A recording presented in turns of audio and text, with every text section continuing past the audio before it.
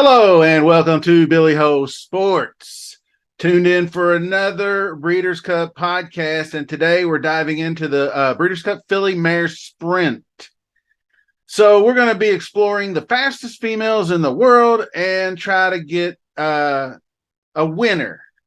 Before we get started, let me remind you I've got tons of Breeders' Cup videos covering all the classic contenders, races like Breeders' Cup Turf, Turf Mile, Sprint, Distaff, etc.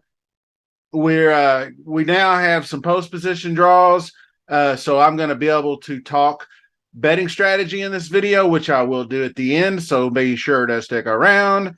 And that's not all. I also create daily fantasy sports content focusing on PGA and NFL. So take a look at that. Appreciate you joining me today. Hit that subscribe button if you haven't done so already. Give us that thumbs up. Leave us a comment and see if you think Goodnight Olive is beatable in this race. Let's jump into the action. So the Breeders' Cup Filly Mare Sprint, 1 turn, 7 furlong test, fastest females 3 years old and upward, competing for $1 million.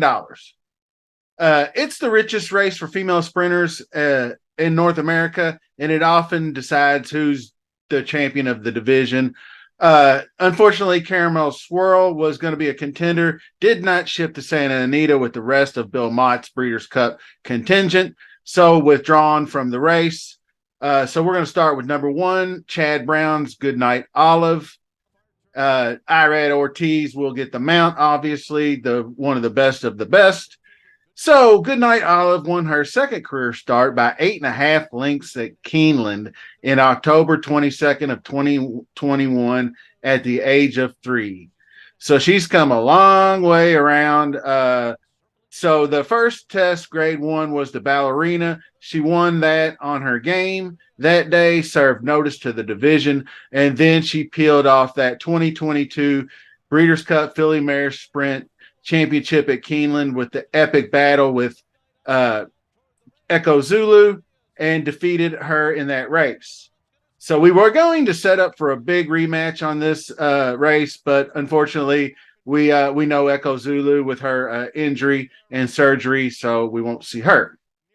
So that brings us around to the 4-year-old season, Derby City Distaff, May 6th at Churchill Downs. She did manage to finish 3rd, but she got boxed in real bad down the stretch. The number 5, Matarea, got the win and a little bit of an assist from the 3-horse Wicked Echo as they're coming for home, checking her in and keeping her boxed in inside, which that would be Goodnight Olive on the inside of those 3 there. So in her bid to repeat in the grade 1 Ballerina, just a couple of months ago, August 26th at Saratoga, she got blown out by Echo Zulu in an epic race, but you could see how much better those 2 horses are if you just watch the race, and I'll show it to you a couple of times probably. But the number 2, Matarea, was in that race and was on the inside and ran kind of alongside everybody, but really not that close. She looked like she was going to catch Goodnight Olive for a half a second, but then Goodnight Olive kicked in for a nice stretch run and finished strong. So the only negative on Goodnight Olive in this race would be the inside post draw. I think she'll be fine because she's not a stone closer. She's just a stalker. Irad Ortiz in the saddle. It shouldn't be a problem getting her positioned.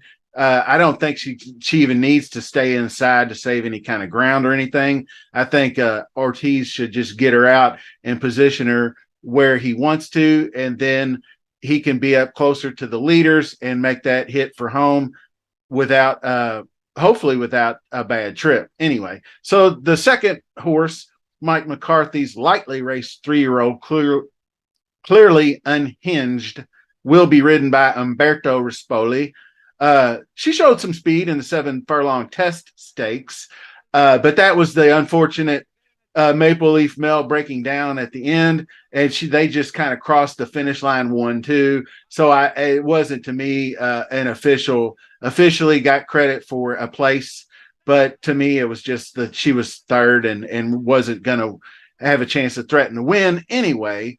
So, but she was 17 to 1. So she did get clear. She clipped heels with Rival on the front end, bobbled before recovering. So, but that was, like I said, Maple Leaf Mill. I'm not going to show that race. But she did the Chillingsworth. I will show you facing older rivals. This was the tester that does show that she does have some skills. She pressed the pace early, moved into the front down the stretch, opened up a clear lead, but weakened in the final 16th. I think she's probably a year away. I bet you if she came back to this race next year, we'd be talking about her as one of the top 2 or 3 choices. So anyway, next up, Ida had a layoff of more than 13 months, but that didn't stop her win streak. Upon her return on April 28th this year, the Bob Baffert trained filly ran off a 7-race win streak, culminating with the victory in the Rancho Bernardo. Gonna be ridden by the Baffert go-to for Santa Anita, Juan Hernandez. The win streak was snapped when she finished third in that Chillingworth Stakes at Santa Anita, and that race looks kind of telltale. I think that the race will look somewhat similar, but Goodnight Olive will be playing the role of that 3-horse you saw, Kristen Bosch. So Kristen Bosch is in this race and is a closer, but I don't think it's quite on the tier of Goodnight Olive, obviously. And Ed Ida won 8 of 11 against some California fillies, kind of cozy little state bred wins and stuff like that. So she's going to need a huge jump in class to compete again. Monterey up next, Brad Cox, Flavian Pratt, second by 3/4 of a length behind Wicked Halo in the Matron Stakes on March 31st, held on a muddy and sealed Oaklawn track. And then subsequently, she bested that rival by a length in the 7-furlong Derby City Distaff.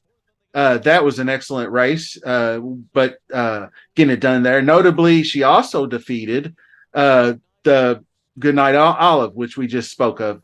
Monterey was third in her 2 most recent starts, the 7-furlong Chicago Stakes at Ellis, and the Ballerina. That was also a muddy track at Saratoga. Solid horse, gonna be somewhere in my exotics, definitely. Kristen Bosch, another that I think I'll probably include in the exotics, trained by John Sadler, ridden by Hector Barrios. She captured the La Canada earlier this year by a nose. That was going 1 mile and a 16th. So she does have the ability to get distance and to cut back. Her 8 starts this year also include a third at in the Monrovia. Runner-up in Santa Margarita. And the last out, she was off slow, but rallied to win that Chillingsworth Stakes.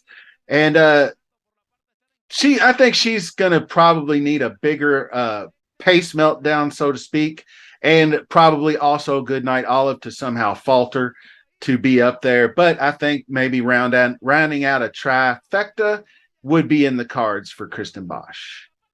And the next one up was, I believe, Meiki Yell, and that's a Japan shipper, unplaced in 5 starts, passing on that one. The next horse, I think, with the best chance to upset Goodnight Olive is Society, trained by Saffie Joseph Jr., ridden by Tyler Gaffalione, was successful in her first 3 races.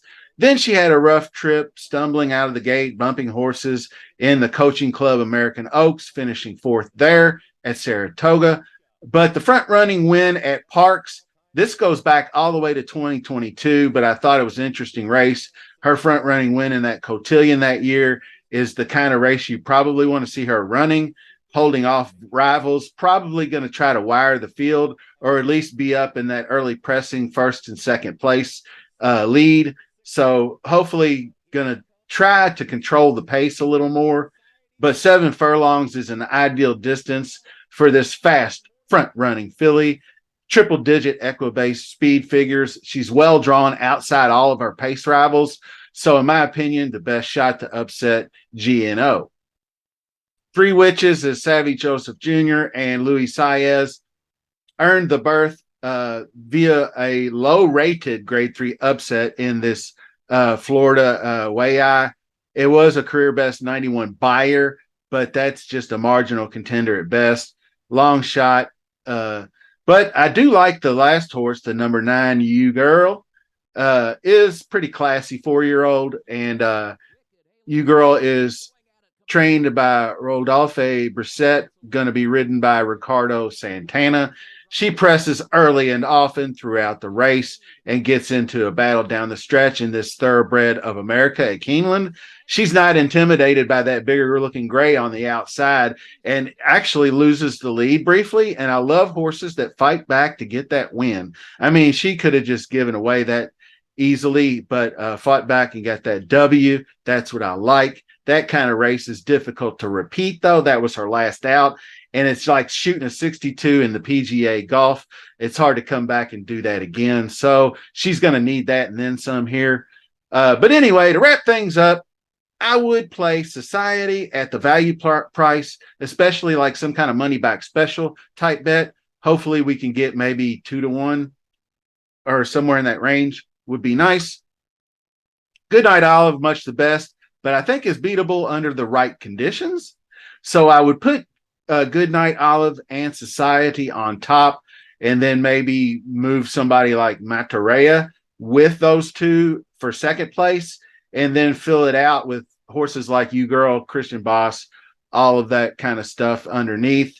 This is a sample ticket that I put together. I'll post it up for you there. So appreciate everybody checking out the video. Thanks for all the support. Keep it coming.